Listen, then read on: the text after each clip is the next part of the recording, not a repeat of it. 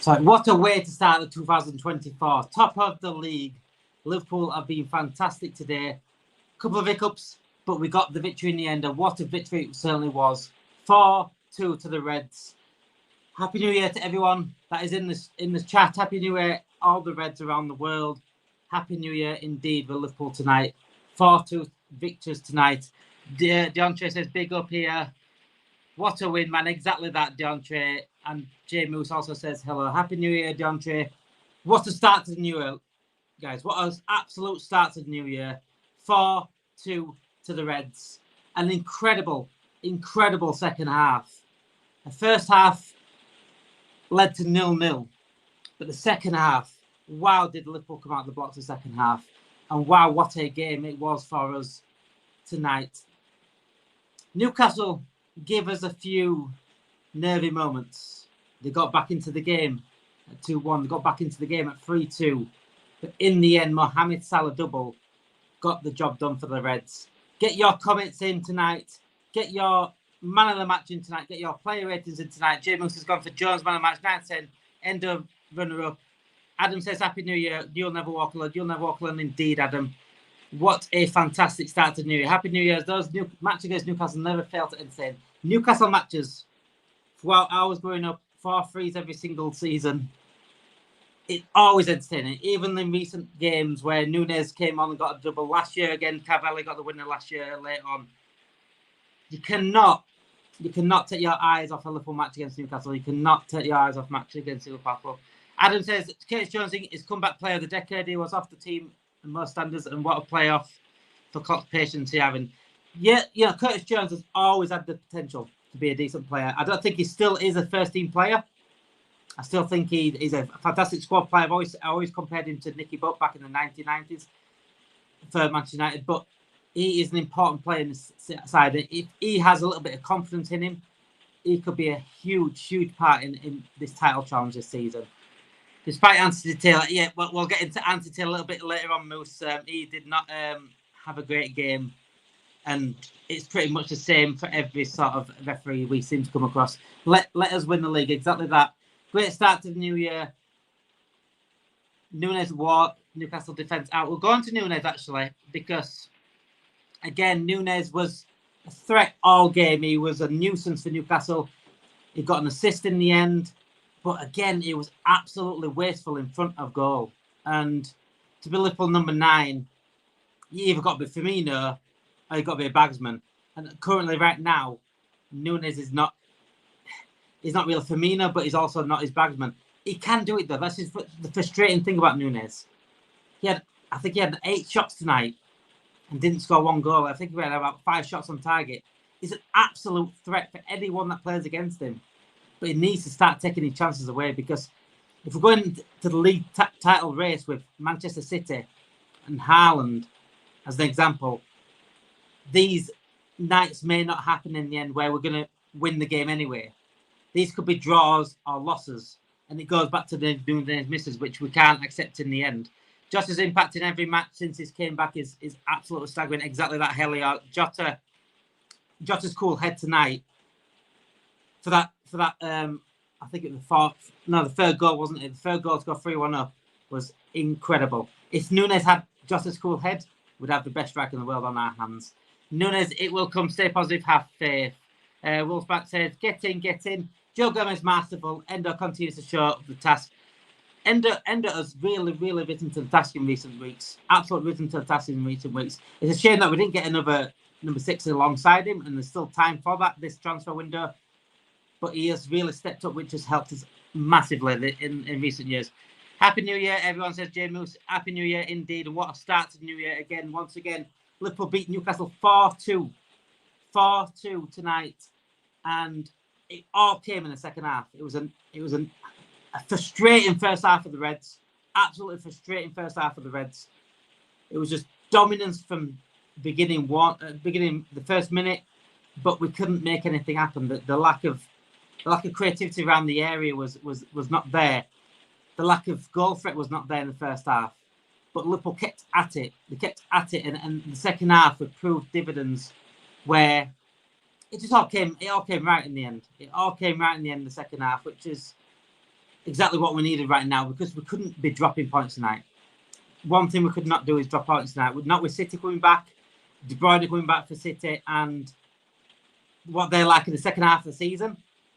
We cannot afford to drop needless points when we play like that, because we absolutely dominated Newcastle tonight. And again, they give us they give us a little glimpse of what we can do in defence, where it's a little bit shaky. But in the end, apart from Anthony Taylor's disaster class, in the end, I think Liverpool just about did enough tonight, and did enough exactly what we did to get the 3 points. Diaz was incredible. Well, the thing about Diaz, actually, he was very, very good tonight, and I was very shocked that he got brought off. Mohamed Salah, I think the reason why he stayed on is because he's going to AFCON. Despite he was quite poor tonight, Salah, despite his 2 goals and assists, he's going to AFCON. There's no point in bringing him off, knowing that he's not going to be here for the next few weeks. 31 shots on goal. I fell off my chair halfway through. I was not. You know what? If we drop points tonight after watching us having over 30 shots tonight again, having done it against Man United, I don't think I'd have coped tonight, if I'm honest. Endo was unselfish and got a goal. Never got a goal for his excellence. Endo is not exactly going to be going for goals anyway with Endo, but Dubravka, yes, exactly what he was. Dubravka was the reason why it was even 4-2 tonight. I think Dubravka, if he had an off night, or at least not an amazing night the way he did, I think it could have been 6 or 7 tonight for Liverpool. Sobs looks out of his legs. I think Szoboszlai, we're looking at Szoboszlai now where Wolfman does say it right there, is out on his legs. And the lack, we do have a little bit of depth in the midfield, but not enough. When like Szoboszlai, doesn't look right, we need to make sure we do bring him off with someone there to replace him with that sort of level as well. I was surprised that Elliott didn't come on tonight. I don't know if anyone else in the chat was surprised by that. Elliott, when Gravenberch came on, I thought maybe Elliott coming on might have been a better option. But Gravenberch is a fantastic player anyway. Liverpool, fantastic win. Get your man of match in the chat. Get your player ratings in the chat. Who stood out for you tonight? Was you impressed with anyone? Were you impressed with anyone at the substitutions? Klopp again had to be brutal with substitutions, getting Nunez off again, being wasteful in front of the goal. What do we do with Nunez? That's what I want to ask the chat. What do we do with Nunez? Because we can see that he is a massive, massive threat for any team that comes up against him. But when he misses one-on-ones every single week, or misses easy chance every week, it's going to be hard to defend him when we're not going to get these wins in the end. It's okay to brush it off when we get these wins, but can we rely on a player that is going to keep missing good chances all the time? If it's just that is 34 shots, yes, it was. It was exactly like what was against Manchester United, 15 on target. Man of match, Gomez is Wolfman. It has been a very, very entertaining game tonight, I must say. It's nice to get out the win though, because it was quite similar to the Man United game, where we dominated the match from the start, but dominating the match doesn't mean a win. And tonight we did get that win, which is fantastic. Have faith, says Damo. Says perhaps we need to sub for a few matches, Damo, until the confidence is back. I think it's hard though. But Nunez is a very, very tricky person to talk about, because again, he's an absolute nuisance. So when you do sub him, you're missing that nuisance anyway. And we see that when he's not on the pitch. But missing those chances. Hello, Dan. How are you doing, my friend? How you doing, Damon? You all right, mate? Yeah, I'm very happy after that result. You know what? It's been a fun night, if I'm honest. What a way to start the year, but certainly had me sweating. How about you? To be honest with you, actually, as the game went on, I actually started to enjoy it a lot more. It became quite frustrating to begin with in that first half, especially when the missed penalty and some really good chances you'd have expected us to have scored. But something I really liked about it, and I can take away from it, was the fact that performance and the result, which was the most important, is that even though we had chances that we missed, and 20 yards, we had the highest ever number of shots or something in a game or something ridiculous, the highest ever XG, and I'm just glad we didn't walk away having not won the game. And it just showed the fight, showed the passion, showed the difference between us being pretenders and us being title contenders. And I've said for a long time on this channel we are in a title fight. We have been for the last 10 weeks, but this is just more proof that they've got mentality, and it's not just the results going our way. Right. The mentality difference this season to last season is a key difference. And I think that also the refreshment of the midfield is a big difference anyway. But those players last season, they seem to lack complete confidence in what they were doing, and they didn't have we're going to win this no matter what. So if we played poor, we've played poor for the majority of the season, by the way, and we're still top of the league by 3 points. But this mentality this season is completely different. It's showing 2019, 2020 mentality where we did win the league. And it comes down to, yes, we've been paid back again and again and again. We got paid back to 1-1. We got paid back to 3-2. But we bounced back again and we're straight at them. And we seem to be more brutal when we're trying to go get more goals and finish teams off, which was unlike us last season. How key is mentality going into win this, especially when Man City are back now, where they're back after the World Cup championships. They've got De Bruyne coming back. Haaland will come back at some point. How key is this mentality now over the next few months? Well, this is where we're going to ask those players who've been there and done it before. Your Trents, your Van Dijks, your Alissons, Joe Gomez. I mean, there's a number of players who are really stepping up for us and just taking it as it is. We've got Robbo to come back hopefully in the next couple of weeks, which will be a massive boost for us. I think Joe Gomez has been fantastic. I think Tsimikas has been fantastic as well. Really has deputised for probably what is a role that no one else can replicate. And so what it's going to be now is just making sure we keep that mentality of the next game is the one that's most important, and look at this next match and go, right, okay, we've got a bit of time off now for the Premier League at least. However, we've got the Fulham game at home. If we are serious about getting a bit of silverware there, it's the League Cup. I'll take it. I've always said that if the draw's friendly, if things go your way and you end up finding yourself in a semi-final like we have, then why not go all the way and win it? We're at home for the first match. Let's get that job done. And it's just going to be moving forward now and looking that we've heard this sort of story, haven't we, about Mo Salah? When he goes to AFCON, how are they going to replace him? How are they going to do this? There's more than enough talent on that team, more than enough players in that group who can come in and make up the difference and can play in those different positions. And that's just testament to the lads who don't always start every game. I love how the substitutes came in and massively changed the game today. I love Nunez. Today just wasn't his day. Today was not the day. And I think I just caught the end of what you were saying. What does Nunez do? He's constantly creating situations. He's constantly creating problems for opposition teams. He's a massive handful. Tonight just didn't go his way. I'll always back him. I'll always believe in him. I always know that there is the player. And we still need to just unlock him. There's something there. We've seen glimpses of it. We saw him bang 2-1 against Newcastle start of the season. 2 winners, and they're absolutely lethal. We need to try and tune in and find that player in him. Diogo Jota, oh my God, he's like a new signing, isn't he? That just comes into that team. He's had a brilliant season, got the injury, and you get the concern and think, right, what's going to happen? Comes on, gets an assist, comes on, he's clever, wins us a penalty. And, those lads will come in and I hope they just take it on for us, get the job done in these next couple of matches. And get AFCON. We're going to miss Endo. We're going to massively miss Endo. I think he's played brilliantly for us. But McAllister's back. He's done a good job up until that point. Then he's not your traditional DM. So it's go on, mate. Yeah, no. So it's mentality now is to get through this next month without your Mo Salah, without Endo, losing a couple of players, and just having the fact of right. It's a small part of our season, but let's not let it define us. We've got some really winnable games there, with or without Salah, in my opinion. The next few weeks without Salah and Endo are the key to me for us winning the title.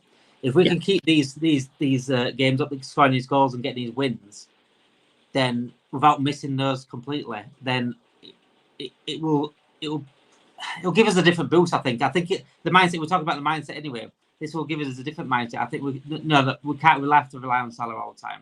We don't have to rely on a proper DM there. But it's the Jota thing. I want to go on the Jota thing and the Nunez situation. If Nunez had Jota's cool head he would be better than Haaland. Be better The than amount of everyone. chances he had. And it's so frustrating as Nunez. And someone says here, we'll always back Nunez. We'll always back some of these players. But it's frustrating that, do we put him on the wing where he doesn't get as many chances, but he can keep creating those chances and they keep causing havoc? Or do we keep him up front? And again, when Jota comes on and does what he does with his cool head, it's hard to say, sorry, Jota, you're on bench for a player that keeps missing one-on-ones. You know what I'm saying? Yeah, no, 100%. I mean, when Diaz, which by the way, Diaz had a fantastic game today, and he did everything that I've had criticism for him for the last couple of weeks. He was taking players on, he was running at people, he showed bravery, he showed courage, he showed like a decisive edge to his game that he's lacked for the last couple of weeks, and he was fantastic. But prior to that, I said it wouldn't surprise me if we moved Nunez out to the left-hand side and played Diaz, because Jota wasn't fit already at the time, or Gakpo in the 9 position. I think Nunez out on the left-hand side, like he played for Benfica, he looked fantastic against West Ham. He did. He looked brilliant when he played that position, and we were all quite disappointed then when we played against Burnley that he did. Oh, and Arsenal, that he didn't get to go and play out on that left-hand side. Again, we were all like, oh, no, get him out on the left-hand side. So for me, again, I looked at that team sheet and I was a little bit disappointed that we've kind of gone back to putting Nunez in the middle, which he is a 9, of course he is, but he just can get into the game so much more on that left-hand side, and he can influence the match so much more. Tonight, yeah, I mean, he is involved, he's creating. Dubravka on another night doesn't make some of the saves that he made, to be fair, against Nunez, and I'm not making excuses. I think Dubravka pulled off some really good saves. One in the first half, which was just a reaction, and Nunez, on another night has gone in. And then in the second half, I think it was when again it was a flashed one, and he makes a big save. So it's disappointing, and it hasn't cost us. And we can kind of move on from the situation. But if Jota's back, and he's fully fit and he's ready to play, for me, he has to start. He really does. He looks like he's come back in a great vein of form at the moment. We had this problem at the beginning of the season as well, and when Jota did start, he didn't play really well. And in our chat, we were saying, look, we need Jota to come off the bench. He's better off the bench. He's got more of an impact, and he's doing that now off the bench. So, do we keep him on the bench just for knowing that it works, if that makes sense, and knowing that we have got that backup there? Because again, when he does start, he's not up to the level that he does off the bench. Elliot, isn't it? There's a few times where you look at him. I remember the Bournemouth game for Jota, and he was absolutely terrible. He scored. He did score a goal in the game, but he started, and throughout the entire match, I just found myself completely frustrated with him. So yeah, it's going to be an interesting question. I think Klopp might keep using the excuse that we're just building you back into the team after an injury to keep him on the bench, because we know that he comes on in the second half and he's so influential. Do we keep rotating, like Helios says? Do you think we should just keep rotating the front line? Because we're scoring goals, but the front line seems to be not gelling as we need them to be, especially with the goals. Jota coming on, massive difference. Nunez always a threat, but Salah, despite his 2 goals today and his assist, is ill poor again. Diaz was probably the best one at the front three from the starting 11. And Diaz again, he hasn't been very good in recent weeks. But do we keep it up? Do we keep the momentum up by keeping it rotating and keeping it fresh, or do we stick with a certain 3 and go with it? Well, I think with the 5 substitutes and the way that extra time's added to every game now, that the match is almost 2 games. If you start the match, doesn't necessarily mean that you finish it. There's almost an equal amount of time when it comes to actually being a substitute now. You're doing 45, 50 minutes as a substitute if you come on at, say, the 60th minute, so that 55th minute, which Liverpool sort of do make their subs at. So it's an easier sell, I think, now than it used to be, being on the bench. Where on the bench was kind of a case of you're not good enough to be in the team. Yeah. It's actually an easier sell to be able to say to them, you may not start this game. However, you have the opportunity to win this game. So if I'm looking at Diogo Jota, he's not started the game, and he might, pull a face and not be happy about it. But what happened was a little bit like Harvey Elliott did against Crystal Palace. Comes in, scores a winner. Who's the hero now? Even though it doesn't matter about starting the game, it's the fact that you were the one who was able to come in, perhaps against tired legs. Because to be fair to Newcastle, was it 9 or 10 players injured from their first team, and we've been you can take advantage of that. Trippier's injured as well, don't forget. Yeah, I mean, it's obviously, I hope his groin gets better. You know, he's had plenty of use out of it. So we'll see what goes on there. But yeah, no, it was. So it's an easier sell now, and we're going to have to force a little bit of a rotation now with Salah going out. The one position in the team other than Alisson and Van Dijk and Trent.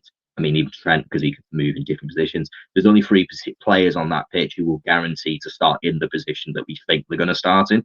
Everyone else is all a little bit sort of like, there's options. Do you know what I mean? So it'll be a big question as to who plays on Salah's side. That is going to be an interesting one for me. Do we go with Szoboszlai, who I think was awful today? I thought his pass was all over the job. He won some great balls back, but then there was times when he just couldn't make a simple pass, and maybe it was the weather and making excuses and making this and making that. But he's not looked himself for a good little while now, and perhaps maybe on the right-hand side he could be more influential. McAllister's back, Gravenberch is back, Curtis Jones is undroppable, fantastic player, you know, really grown into the squad. So, yeah, who do you think will be on that right-hand side? He's been testing Elliott out there, hasn't he? Yeah. Could be Elliott. And I think Elliott's probably... He's not a winger, he's not a midfielder. I think he's number 10, Elliott, but I think he's more natural than anyone else there. He's more natural than what Gakpo's there. Obviously, he played right wing for Blackburn. He was outstanding for Blackburn at right wing. So I think he's the most natural one there. Apart from also Ben Dirk, but you can't just shove Ben Dirk in there and to replace Salah. I think your best option is probably Elliott, just because he's been trialling there anyway. He's his backup. Just so he lose that. There's no fluidity that's lost there. I don't think if we start Elliott right, because again he's been playing there anyway. He's used to the team, and it's more balance, I think. If we put Gakpo there, he's out of position. We've tried Gakpo there last year, a couple of games. It didn't work. Diaz doesn't suit there at all, I don't think. I'd like to see Diaz there, but I don't know. I don't think it suits Diaz, if I'm honest. He needs to cut inside, and he can't cut inside there. I think there's only Szoboszlai and Elliott, really. I think they're the two. Szoboszlai's played he played for both RB teams on that right-hand side. So it lends itself that he's a possibility to play there. But again, I mean, Elliott can play in the right side of midfield as well, so that there is options. He could go with either of the two options, kind of going forward. But yeah, I think that's going to be an interesting one. I think Elliott, though, for me, is favourite just based on the fact that, you know, he should have built up that little bit of trust from Klopp. He's played there a few times in the Europa League, and I think in the League Cup as well. He's played out on that right-hand side, and he's done well. Not great, but he's done well across the board of them, but he's been very good as an impact player, Elliott, for me. The game then, Dan, the game was a game of two halves. It was certainly an absolute, I think it was a whole summary of the game of two halves, because the first half, it was just dominance on Liverpool, straight from the outset, but we couldn't really create anything amazing. Nunez missed, a very, very good chance, 1-on-1. We missed a couple of chances with Trent. Salah missed a penalty. Trent missed an easy chance afterwards as well. Very frustrating. But going into the second half, we sort of came out with a different mindset, I think. We seemed to be more patient. We seemed to not rush our chances, not just shoot on sight. And it changed. It was complete opposite of what we did against Man United. So the Man United game, we sort of kept the same way all the way through. We were just shooting from distance. We were wasting chances. No patience at all. Even though we had the same amount of chances tonight, the patience was key tonight. That second half. I don't know if you can hear the rain on the roof of my conservatory right now yet. I'm trying to talk over it. But, yeah, I think the patience was key tonight to getting that win. And in the end, we scored 4. And every single goal came in the second half. But there's still that niggling feeling at the back where we're conceding 2 goals. And that's where... And they were... I think they were the volleyball. Obviously, the header from the corner was an incredible jump, by the way, from Botman. I just think Jota was the wrong person. I know Jota's good in the air, but he's not tall, so I think it was the wrong person marking Botman, who was a very tall player. And the first goal, I think Trent and Szoboszlai, again, they did this before, these 2 players, where they both went for the ball, and not one of them has committed enough to tackle. And then Virgil's played onside, and good finish from Isaac, but is that a problem for you, conceding 2 goals tonight? Yeah, I mean, it was the manner that we conceded the 2 goals that that annoyed me, because throughout the rest of the match, we were rock solid. But the two occasions that we conceded goals were two occasions we just scored goals. So it just showed a lack of sort of switched on and a bit of concentration from the back. I was disappointed in Van Dijk for the first goal, because that is him. He can see the play. He sees Isaac. He sees the ball being played, and you need to make a decision. Am I going to play you offside, or am I going to go with you? And he was in two minds. And when he goes into the two mind situation, he ain't catching him. Isaac is a good player. He's a very good player. So when you give him a half a chance like that, there's a good chance he's going to punish you. And then again for the corner as well. I think they mentioned it on the commentary, which was Greater Manchester Radio. I wish I could have chosen a different option, to be honest, because it was dreadful. But we've got Diogo Jota, who he's like 5'10" and somehow wins headers constantly. We shouldn't be going up against someone like Sven Botman. We've got Canate, we've got Van Dijk. That's your job. Your job is to pick up the big fellas that they have, in that team, and they just didn't. And that was the frustrating side of it, because it was very un-Liverpool like. Just switch off and just go, have a free header. And that's what we gave them. We gave them a free header. Really disappointing from those two situations. But on a whole, I think defensively we were fantastic. They didn't offer a lot of attack, to be fair, Newcastle. The best chance being the Isaac situation in open play. But otherwise, I thought we were really, really good. So I'm not too concerned by that, to be honest. I'd be more concerned if we were leaking the kind of chances we did last season, when we just seemed to, every time the opposition got the ball and had a chance, I was like, it's a goal. It just felt like every time that they had a good chance, it was going to be a goal. And it's changed a little bit this season. This season, I think we've got away with a lot with Alisson Becker in goal, which we tend to do anyway.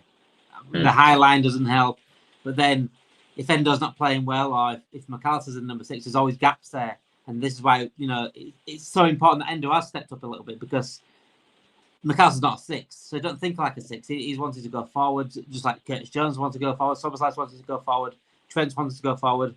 Hendo stepping up in that 6 role right now, I think has helped us massively in recent weeks. As bad as McAllister's injury was, I think it was a blessing in disguise that McAllister did get injured, because I think we were conceding too many sloppy goals or sloppy chances when McAllister was there, because he wasn't in those areas too often. But Endo will sit there. The problem I have with Endo is his physicality is not there as much, and I don't think he could tackle that very well. He's always there giving fouls away and getting yellow cards, which could in the end be costly in certain games. But he's doing a very, very good job right now, Endo. And another player, that is Curtis Jones, coming in and doing another fantastic job as well.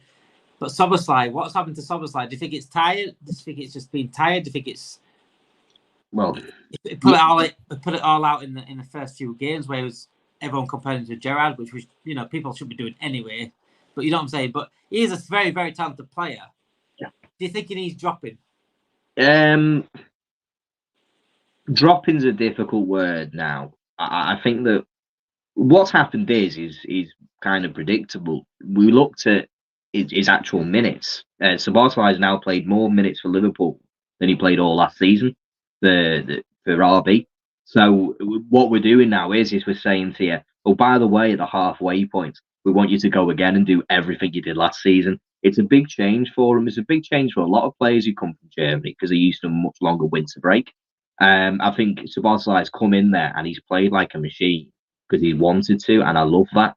But I think he's experienced a little bit of burnout, to be totally honest with you. He plays all the minutes for Hungary as well when he's gone on to international duty. He is putting a lot of work in and a lot of time in those legs. And I'm kind of hoping now that this, as I say, that the potential with Salah going gives him a potential new lease of life, being played further up the front of the pitch. We have enough midfielders to play Gravenberch in the team, Jones in the team. We can play McAllister in the team, and Soboslai now in the team, who can all play in a position that they're at least used to.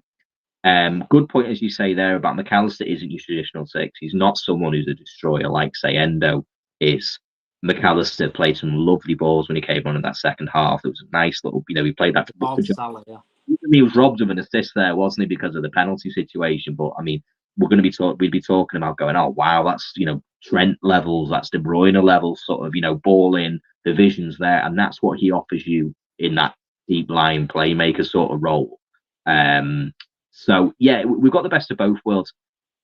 I don't think at the moment it's going to be a while off before we sign any more sixes. To be totally honest with you, I just don't see it. I know it's going to break your heart. I just don't see it. I look at it now and I think it might just be a situation where we kind of Endo's going to be that placeholder. McAllister's going to be available in that situation. And perhaps next season we go in the market for that one. All of the sixes I think that we'd be interested in, if we were interested in them, are probably already at teams now that aren't doing as well as we are. Always guys say that. So with that boat has sailed. All I'm hoping now going forward into January is that the budget of money that we didn't spend is available to us. That there is available to us to be able to give us that boost like we did with Diaz when we went on to nearly do a quad, just miss out on the title in the Champions League. We need that kind of a signing. We need someone who's going to kind of come in and give us a bit of a boost.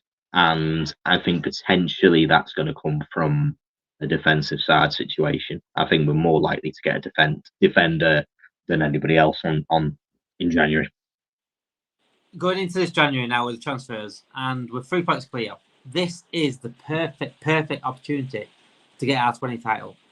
Because we're top of the league, we're 3 points clear. I know Man City have got games in hand, but we're in the driving seat right now. Yeah. We should go out there in this January and address these issues that we do have. I know John Henry will look at this league table and think we have no issues at all because he probably doesn't watch the games. He looks at the league table and thinks, this is perfect. Absolutely perfect for me. I don't need to spend. Everything's got a tickety-boo. There's no issues. But if you still watch Liverpool every single week, you will see there is actually issues there still. The DM situation does need sorting. I know Endo's stepped up recently, but Endo, is 30, is it 32 years old now? He's 30. He's 30. Well, he plays, but you know what I'm saying? He's coming to the latter stage of his career and it can be inconsistent and he's still, not physically there. I watched Palhinha yesterday against Arsenal. I was just licking my lips. I'm thinking, you know what? If someone like that him next to McAllister, something like that, would be flying right now. But we're flying anyway. We're top of the league. But this is the perfect opportunity. This John Henry needs to get his wallet out. And this is not about spend 100 million on Declan Rice. It's not about 100 million on Jude Bellingham. There's players out there right now that will improve this team and will make a big difference in winning the title this season or not. I'm not saying Palhinha, there's Dakar, there's plenty of these players. You know what I'd go for? It's a mad shout. I would actually go back to Chelsea and say, can I have Lavia? Because they're not playing him. I'm being deadly serious right now. He's not playing him. He's still 19 years old. He's got bags of potential. Would Chelsea be happy to lose Lavia for the same price they got him for? Would you pay 50 million again? We wanted Lavia. We didn't want to pay an extra £3 million for Lavia. I think getting someone like Lavia right now could be a game changer, if I'm honest, for the season. We did, but this is the difficulty, isn't it? When it comes to signing, it's the balance that I worry about. It's a balance in a team and as a squad. I look at each time and I think, right, if we bring in a central defensive midfielder, I look at it and go, right, who's going to miss out? So we brought Palhinha in. I mean, I'm hoping that Palhinha was sensible, like he did with McAllister, because when he signed that new deal, that there's a soft release clause in there that allows him to basically, if an offer comes in, he gives the choice to go. Because end of the day, he was literally in Bayern Munich. He was in Bayern ready to play for that team, and then it all fell through for him. So at the end of the day, he's just playing his matches until he gets his move. He's already shown his hand that he doesn't want to just play at Fulham at their level with respect to Fulham. And their season's not going really anywhere. They're not in any trophy. Mid-table, yeah. It's a standard. If we were like, we're pushing on for Europa League, then you could kind of say that they'd have an argument and say, well, we're having a great season. Yeah. Give it to the end of the season, and then, then you can go. We're looking at now, mid-table mediocrity is probably what they're going to get, and that'll be a real shame for Palhinha. I'm hoping that if we did go in for him, my concern would be is that it's going to cause. Do you think it will cause situation for like Bajcetic to be able to get options to play in our team? Because where does he fit? I don't think it would, just because of the age of Bajcetic. And Bajcetic, I think for me, I like Bajcetic as a number 8. I liked him as a box-to-box when he played last season. He played very well at 6, but when they moved him a little bit forward, where he had a bit more time to roam a little bit, I think he showed a different level. Yeah. And again, it's the age of Bajcetic as well. And is he guaranteed to come back the same player after a big injury? It's been a big injury for a young player. It's massive to get an injury like that at such a young age. It impacts massively. But again, he's still young. So if it were to get, I mean, Roger says here, 60-70 million to Palhinha. That's crazy money. It's not my money. I don't give a crap how much you spend on these players. If he is the difference between winning the title and not winning the title, that's what I care about. Yeah. I'm not saying we should go out and spend 60-70 million, but we should go out there and give Klopp what he needs to win this title, because that title's right there to get. Oh, 100%. But my argument to that saying is like 60-70 million. I think Fulham are crazy to be asking for that, because it's sometimes you've got to look at a situation and look at a player and go, do you know something, like, we'd agreed for you to go already. We'd already agreed for you to go, at the start of the season. You've stayed on, to sign this new deal. If he's had any sense, as I say, there'll be something in there that allows him to go at a price which is much more reduced. Because probably the summer as well, yeah. In the summer, there's more likely he will leave. I don't know. I mean, Palhinha would be fantastic, as you say. That's a DM for today. Not so much for the future, but if you got him on a 4-year deal, you're going to get the best 4 years potentially of his career. Premier League proven. He's just a tackling monster, isn't he? He's up there. He's always in with a tackle, and yeah, that would be a great option. We talk about Johan Bakayoko as a right winger, kind of as the replacement of Mo Salah. There's talk of Michael Elise. There's talk of, who else was mentioned? There's another lad who was mentioned on that right hand side, plays for, escapes me. But yes, but we're not going to make those signings because Salah's at AFCON. Do you know what I mean? We've never ever done that. We've never gone, sign someone because we've lost a player for 4 or 5 matches. It's an injury. It's a minor injury situation when you in this circumstance. So yeah, if we wanted to really make a massive difference, for me now would be to not concede those those goals that we have conceded. We conceded a lot of goals first. We conceded goals, but then we've gone on to win the match 3-1. We did that a lot at the start of the season.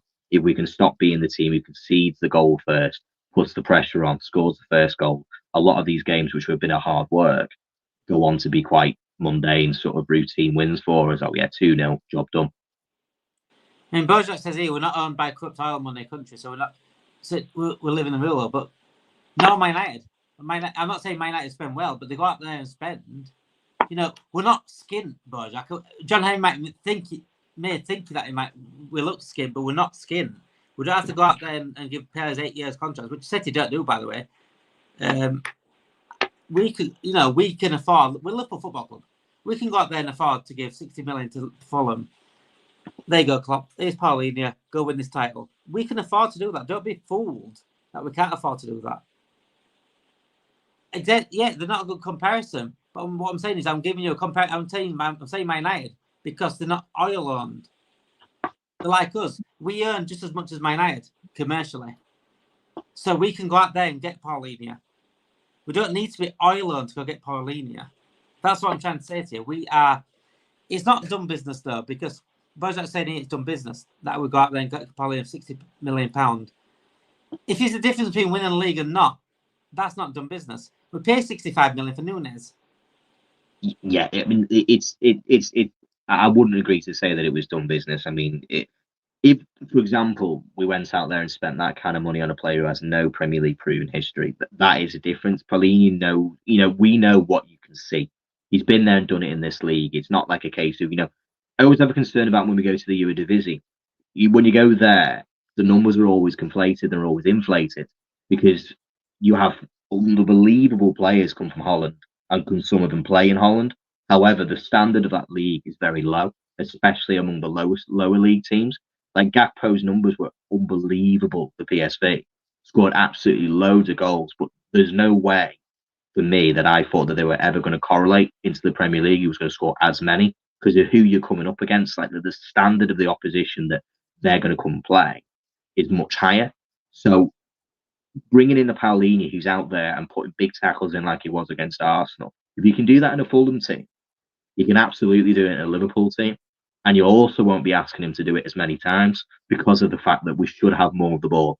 We shouldn't always constantly be on the defence. There might even be a chance that his numbers went down a little bit, but it won't be about the quantity. It will be about the quality. If he was able to put in there and go, that's a tackle that makes a big difference. That's the tackle that stops the counter. That's the tackle or the interception that, takes us and puts us onto the front foot. That's where we'd have to look into it, because I reckon in our team, his numbers would go down. Caicedo's numbers have gone down at Chelsea because he's not in a team that's constantly being attacked like Brighton were. That is their style of play. Just be careful what you say here, Bojan, because when you say FSG spent 7 million on Nunez, FSG didn't spend anything on Nunez. By the way, if you look back at that Nunez transfer that summer, we made up that Nunez transfer back through sales. Yeah. So it was only like a couple of other signings that we got that summer, which we did pay for via the club, and FSG didn't certainly pay for it. It's the club that pays for it anyway. Eddie Howe, your boys just took it. Thank you, Lou. Yes, they did take it, and Eddie Howe is he's probably on the verge of being sacked at some point, because Newcastle owners are ambitious and they want to get in the Champions League every single season. They want to go win the league every single season at some point. So I doubt Eddie Howe would be much longer. He's done a good job. I think he's done a good job to steady that ship and start Newcastle on their journey under new ownership. But has he taken them as far as he can? Possibly. Very possibly. He's found his level. He's found his level like he did at Bournemouth. This is what he can do. He's capable of galvanising a team or galvanising a group to a certain point. And then as time goes on, you see it drop off. Of course, the injuries make a massive difference. But prior to the injuries, prior to those things happening, the results haven't been there. The performances haven't been there. And you can't say it's because they've not been backed, because he has. He's had the money to spend on a lot of players. And ultimately, Eddie Howe was the fifth choice for Newcastle. Everyone forgets this. Unai Emery turned them down. There was a group of managers who turned down Newcastle's project to begin with. He is only the stand-in. He's not even their first choice. So City next match, he could be Eddie Howe, couldn't he? Bojack, if you can prove to me that Gravenberch for £50 million, I'll stop the FSG slander right now. Bojack, because Gravenberch was not £50 million. We also sold Fabinho and Endo for a good amount as well. So don't forget that. We got a lot of money back in the summer. McAllister wasn't 50 million either. He was 35. He was 35 million. That's what I'm saying. So he's getting his numbers completely mixed up here to back FSG. I don't know where you're coming from. If you're going to come with me for FSG slander, then please come with actual facts and not make things up to suit your agenda. But we'll see FSG ambition right now in this January, because everyone in our group chat, every single one in our group chat, even those that do like FSG, have said they need to back them they need to back Klopp this January, because there's a big chance we win this Premier League, and we need a DM, we need a centre back. I'm not saying get all these now, but if you get at least one of these, you said earlier about Palhinha. I think Bojack said, yeah, how do you know that Palhinha is a difference between winning the league or not? How do you know that he isn't? Because we've seen it in the Januaries before. When Spurs went for Diaz, we got, they forced our hand with Diaz. We got Diaz. We weren't even in a title race before getting Diaz. We got Diaz. We went on a quad run. But again, Bojack, it's not throwing money around like idiots. No one's saying we need to throw money around like idiots.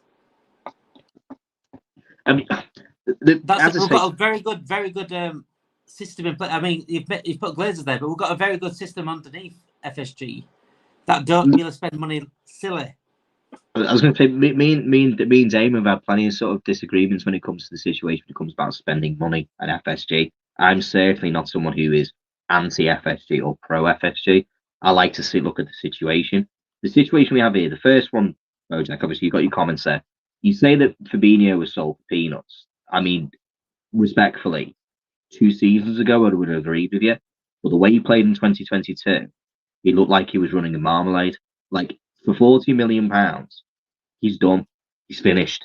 His minutes in those legs, Fabinho is clocked out. He is, and that is the truth. If you watched any of the games he's played in the Saudi League, He is. It's done. We got £40 million. It was a great piece of business. It really, really was in that situation. The season before, I would have said, yeah, 70, 80 million pounds, but the drop off was there. Anyway, when it comes to spending money, we are clever with the way that we can spend our money. We've made some brilliant signings. If we just look at some of the players, I mean, look at Endo. Endo's come in. No one knew who he was. No one had a Scooby-Doo. But then you go and have a look at his stats.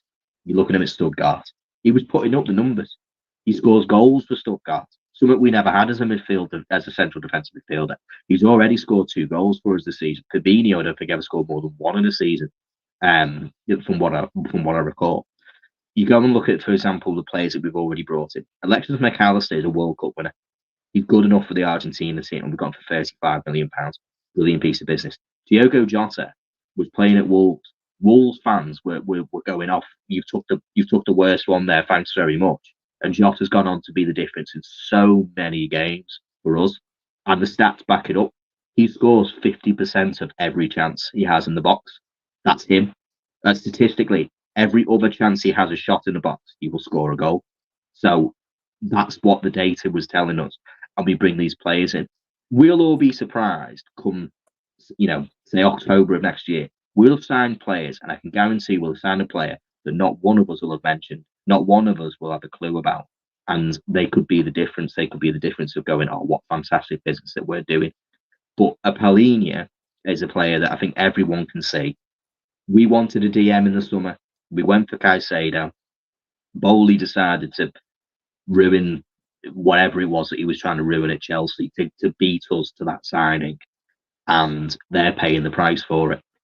If we were to get, say, a Palhinha for 60, 70 million pounds, he could well be the difference. He could be that anchor in the middle of the pitch, the Fabinho that we had in 2018, 2019 season, and would mean that we don't concede as many goals.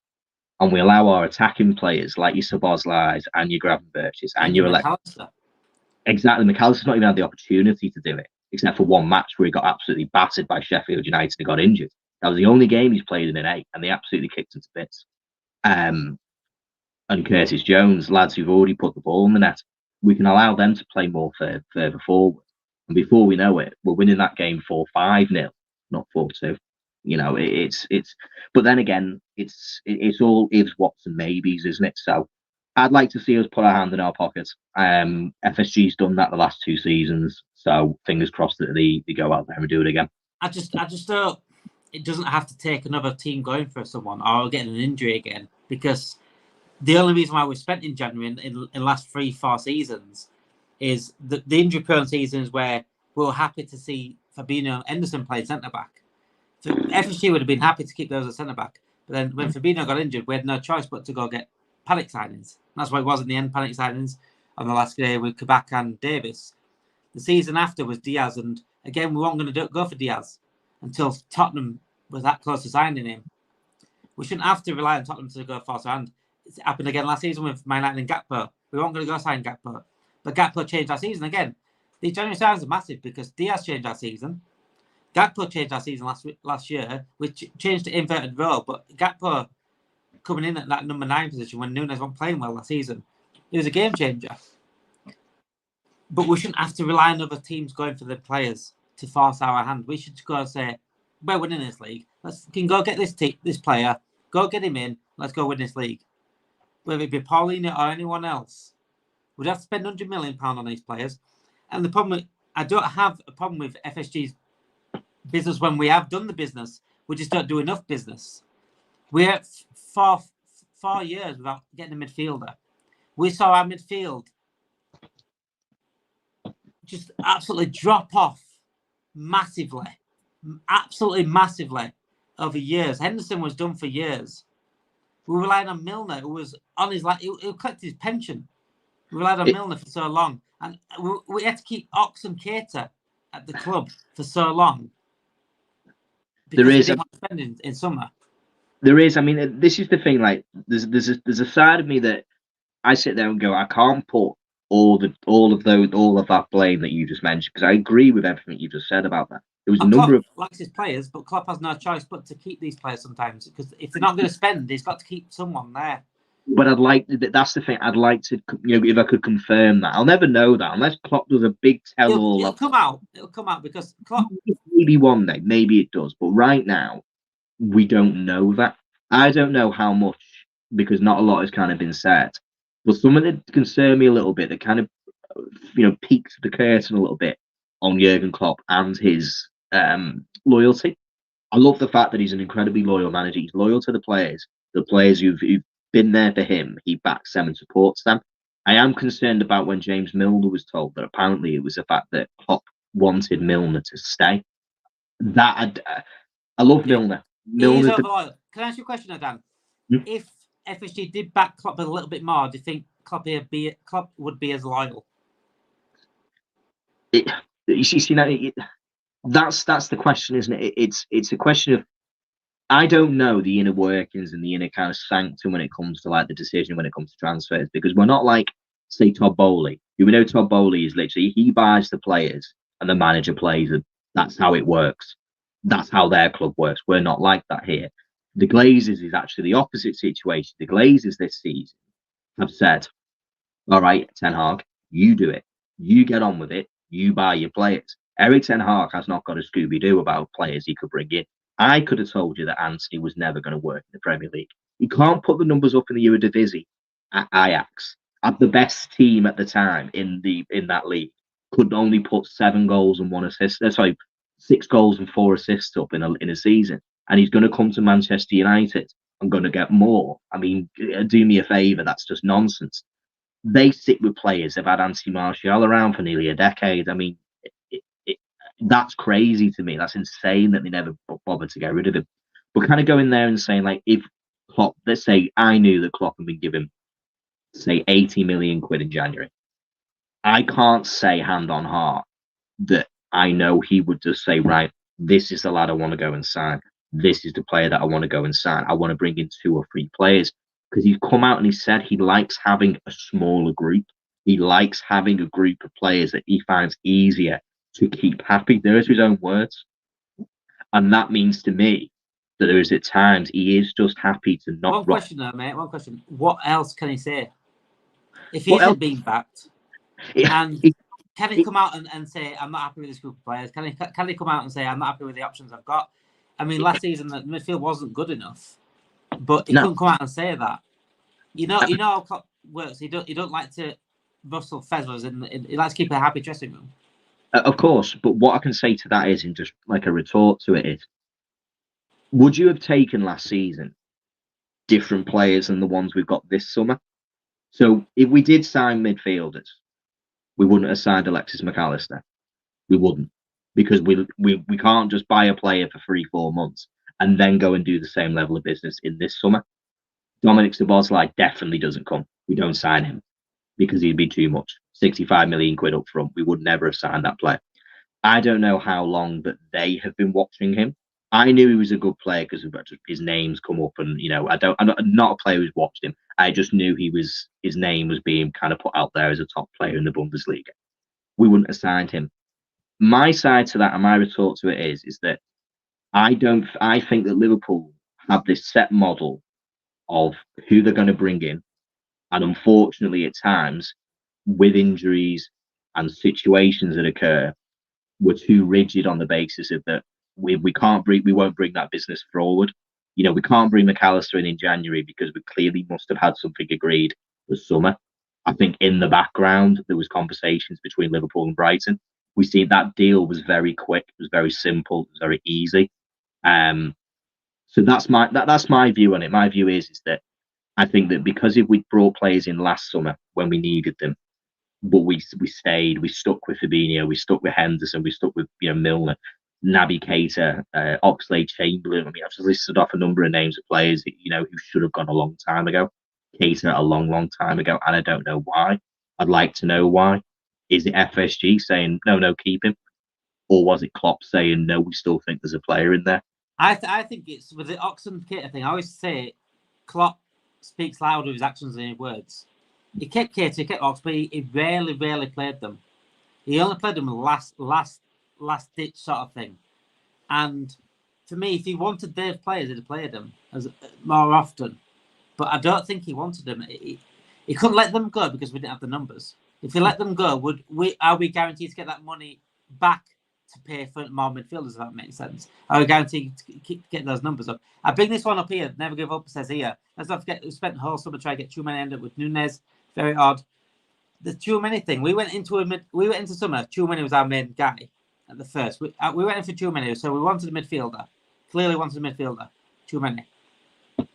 We did end up getting Nunez, which we needed Nunez, by the way, anyway. I know he says that we didn't got him forward. We did need Nunez. We needed a striker because we lost Firmino, we lost Origi, we lost Minimi, we lost 3 forwards. But as soon as we spent that £65 million on Nunez, all of a sudden we didn't need a midfielder anymore. Was that the budget gone? And Klopp said at the end, we don't need midfielders. So why did we go for Tchouameni then? He's got to come out and say something. Yeah, the Tchouameni situation was, and I'm again, I don't know it, but it was as soon as Mbappe wasn't going to Real Madrid, we lost because of Mbappe. Crazy. But we did want a midfielder. But what my point is we did want a midfielder at first. That was our first option, a midfielder. But at the end of the summer, Jurgen Klopp came out and said we don't need midfielders. No. Why did we go for a midfielder if we didn't need midfielders? We went for midfielder. We bought Nunez, spent the budget on Nunez, and that was it. The budget was done. That's why we didn't go for midfielder. Not because we didn't need midfielders. And that's where it lends itself again to me is our rigidity of this was the player we want. There isn't really somebody else that we were considering in that position at the time. No, but you can't say that. You can't say that because you can't say this is what we want because we can't get Tchouameni now. We can't get him, so we can't wait for him. We're waiting for. You know what I'm saying? And so if we're waiting for him, like we're waiting for VVD, we're not waiting for Tchouameni because he's gone. Yeah, what I can say is it's that situation is it was a case of, for me, it was Tchouameni or nobody. That's the club or Klopp situation. Nah, it can't be Tchouameni or nobody. That's ridiculous. Why didn't we then? No way Klopp says it. Because exactly what Never Good Player is. He's told a number of money that he's got a budget to spend. And if you spend that budget on a striker, then that's it, gone. If you've got a budget, you can't do anything else. That wasn't FSG's choice. That was the footballing people. That was Jurgen Klopp's choice. He had no choice to get Nunez though, because we needed a striker. Like I said, we lost 3 forwards. He had no choice but to get a forward. And unfortunately, that's what forwards cost. That's what forwards cost. Nunez, we still had Firmino. We still had Jota. We still had a number. We still actually had 6 forwards. So if Firmino was going to leave, we couldn't afford to keep. We lost 3 forwards. We lost 3 forwards, and we got 1 in. But what I'm saying is, not in that season, though. No, but that's what we was losing. We was losing. We lost Minamino. We were always going to lose Firmino. He was always going to go at some point. You know, he was going to be back up. He was always going to be pushed back in the pecking order. But what I'm saying is, Minamino. I was quite cynical when it came to the Minamino signing. I genuinely believe we signed Minamino as a situation for us to grow as a player. I always believed, and I've actually got this message in a Discord that I have when we signed him. I said, we'll keep him for 2 seasons. We will build our brand and we will sell him. That's what I said from the start. And people were like, nah, he's this, he's that. I said, no. At the day that we signed Takumi Minamino, Liverpool also released an LFC Hello Kitty range. The coincidences do not exist. There's no such thing. That's why I believe FSG had the right owners for us, because that's all they care about, the brand and the money making in the end. It was. But that's a good job. It was a brand building signing to Takumi Minamino. That, with respect to him, we should be buying brand. We look for football. We should be getting brand buying signings. That's ridiculous. We shouldn't be. And we brought in Nunez, I think, because standards wise and statistics wise.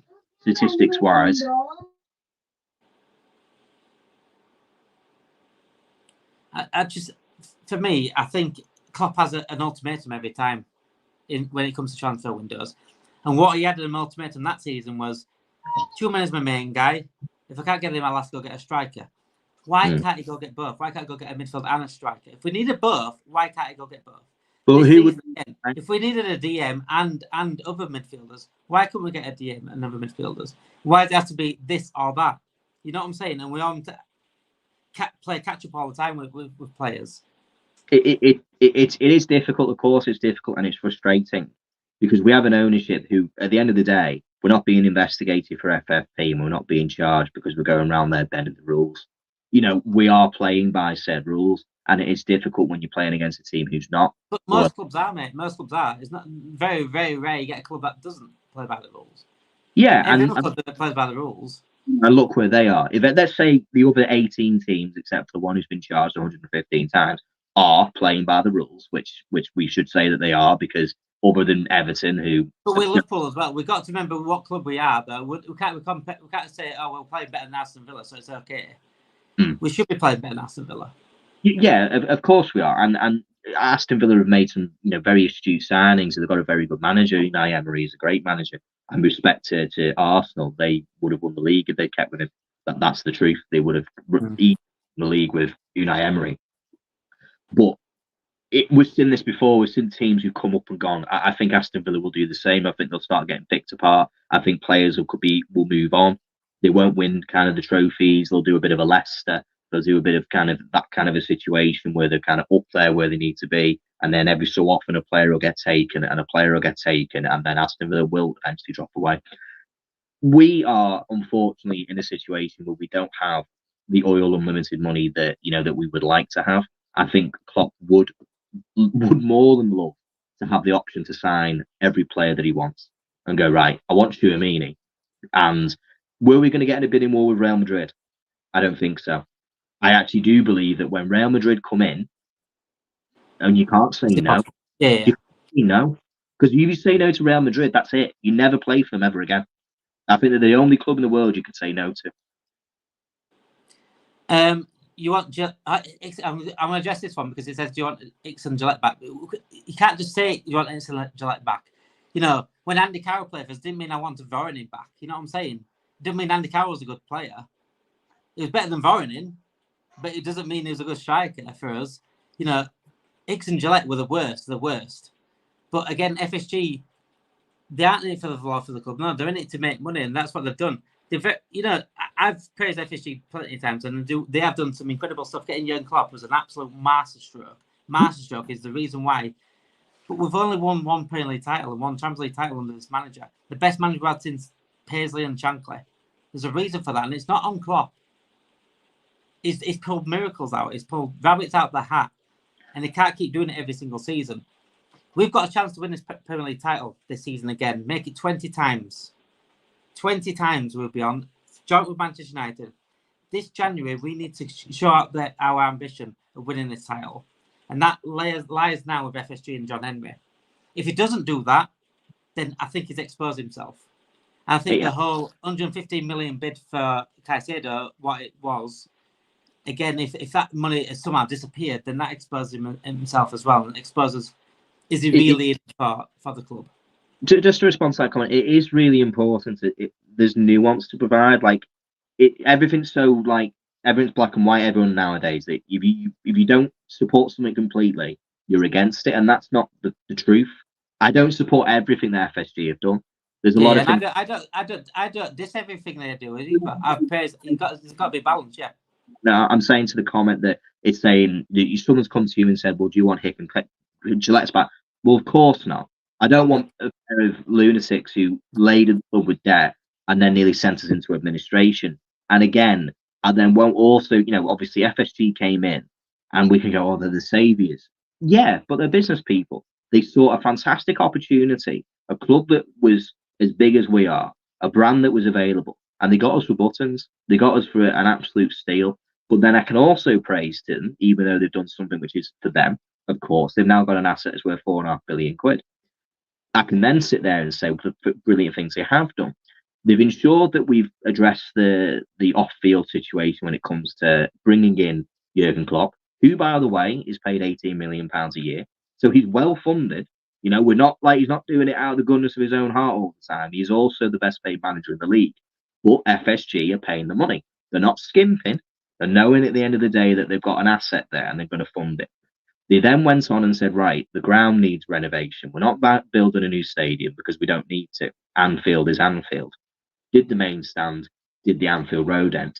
Yes, they didn't pay for it. The club paid for it. But what they did also do is do something that Liverpool couldn't do in the past. Liverpool were not a global brand like Manchester United were. They weren't as big as they are abroad. Look at us now. The revenues are massive. We're big in America. We're big in the Far East. We're massive in Australia. We're building our brand, as such, which allows us to then put more money into our pot. I'm hoping, and this is something which I've still hoped on, is that now that we're not going to be doing any more renovation works, that we should see more money coming into our transfer kit that should be made available to us. Yeah. And the Caicedo situation lent itself to that's true and that's possible. But like you just said, Damon, it's important is that money made available again. It's okay putting it on the table and going, right, we didn't get him. But now it means to say, your budget's still there, lads. If you see somebody else you want, money's there to spend. It's been a fun night, guys. It's been a fun chat with me and Dan. Obviously, we disagree on a lot, but we certainly agree on a lot. And this is what conversations need to be had. These people at FSG and FSG, there's balance to be had, and these conversations need to be had as well. It's not just all about FSG have done all this wrong, FSG have done all this right. They've done a lot of things wrong. They've done a lot of things right, but they need to show themselves now this January. They've got a chance again. Like I said, they've got a chance to win this Premier League, make it 20 times. If Jurgen Klopp leaves this side with just one Premier League title, it's the biggest injustice ever. And I would put it down to FSG that, because he's been left short every now and then. And Black Sheep says here, Dan and Damon, this has been one of the most enjoyable chats I've listened to in quite a while. Well done to both of you. And well done to everyone that's been in chat. I've loved seeing a chat tonight. It's been we've had some good numbers tonight, but all because we won 4-2. It's a brilliant start to the year. Top of the league by 3 points. Salah double. And it's a fantastic start to the year. And hopefully it continues behind the scenes as well as on the pitch. Thank you everyone for joining tonight. Happy New Year to everyone. Liverpool are top of the league, so I hope you enjoy your rest of your night and you'll never walk alone. Thank you everyone for joining. Always take care.